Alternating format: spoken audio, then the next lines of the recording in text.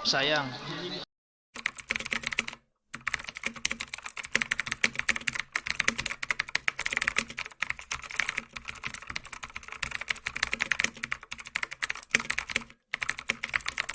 Come talk to me.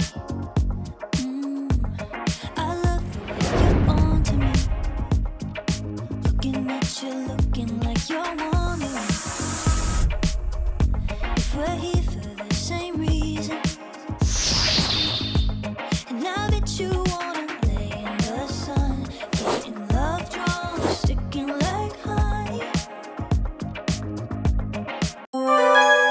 High school life. High school daw ang pinakamasayang parte ng buhay ng tao. Sa napakadaming dahilan, maari natin sigurong sabihing ang mga yun sa katwiran na noong high school. Naranasan nating masulyapan ang mundo ng pagiging matanda, habang nakatali sa lubid ng pagkabata. Sa simpleng pananaw, noong high school kasi tayo nagsisimulang magkaroon ng unti-unti ng pangunawa sa totoong mundong kakabilangan natin. Habang unti-unti din nating binibitawan ang mga hibla na nagtatali sa atin sa pagiging bata. Sabihin na nating nung high school tayo, naranasan nating parihong maging bata at maging matanda. At sa aspeto ng buhay na yon ng mabilis na pagbabago, madami tayong nakasabay dito. Madami akong naipon na alaala sa high school, marahil sasang-ayon kayo na marami dito ang masarap balikan. Pero meron ding masarap na lang maalala dahil tiyak na amag lang ang idudulot sa'yo. Ano-ano nga ba ang naalala mo sa high school life mo? Dito ka unang nabaste. Aminin man natin o hindi, dito tayo unang dinalaw ng tibok ng puso. Dito siya unang nagparamdam sa'yo na bukod kay utak, may isa pa palang malakas ang enerhiya para magdikta sa buhay mo. Uso na si Pimples. Dito na nagumpisang lumitaw ang paborito mong kausap kapag nakaharap ka na sa salamin. Minsan mamimili pa sila ng paborito nilang pwesto na talaga namang labag sa kalooban mo.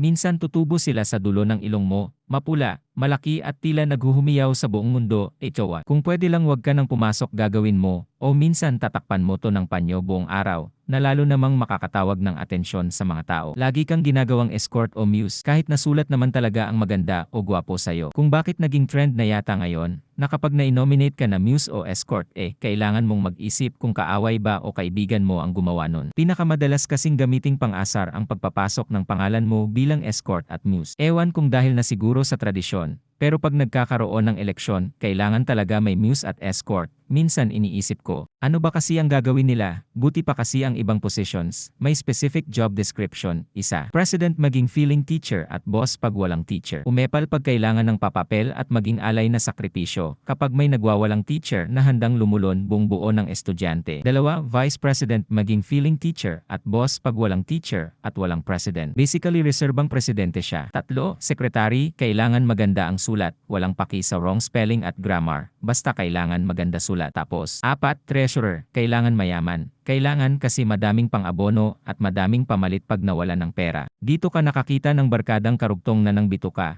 At sikmura mo kung mayroon man sigurong makakapagpangiti kapag naaalala ko ang high school life ko. Ito na siguro ang mga siraulo kong kaibigan na sa sobrang layo na ng napagsamahan namin. Sila yung mga nakasabay ko sa paglalakbay sa di matatawarang high school life na kay hirap kalimutan. Marahil hindi ko na mabibilang ang mga tawanan at kalokohan na nagawa ko kasama sila dahil sa sobrang dami nito o ang mga bilang ng kababawan ng mga rason ng pinag-awayan.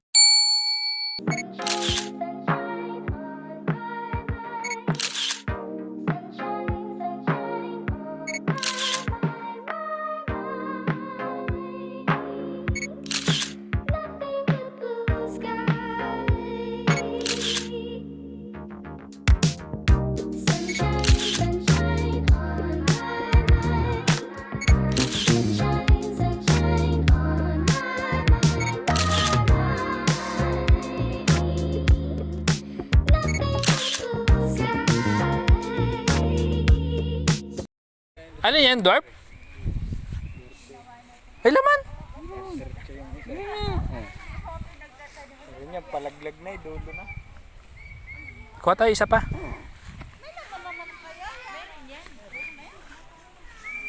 Ay, pahingi ako isa.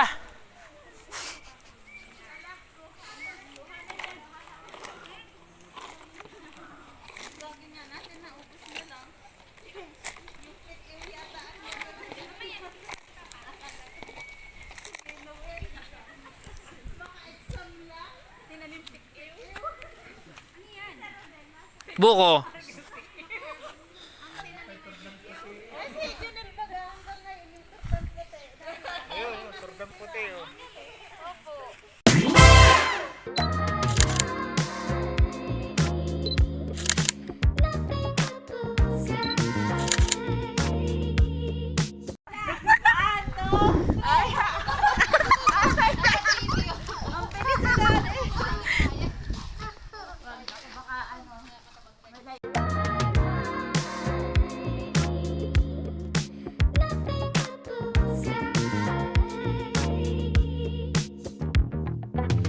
Let's hit the pavement. We can seize the moment. 'Cause all the days are golden. All the days are golden. Let's ride the waves and keep this party going. 'Cause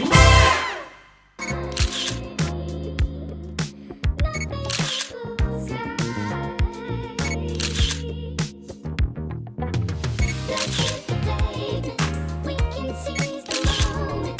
'Cause all the days are golden. All the days are golden.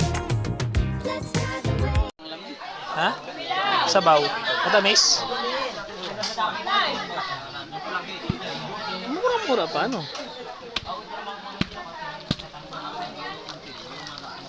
Sayang. Doon sa elementary ang talagang kuhan. Ay, yung nandun? Napakadami. Ang liliit. Ah, ano pa? Sobrang ano pa pala, nipis. Ay, meron na pala kasi manipis.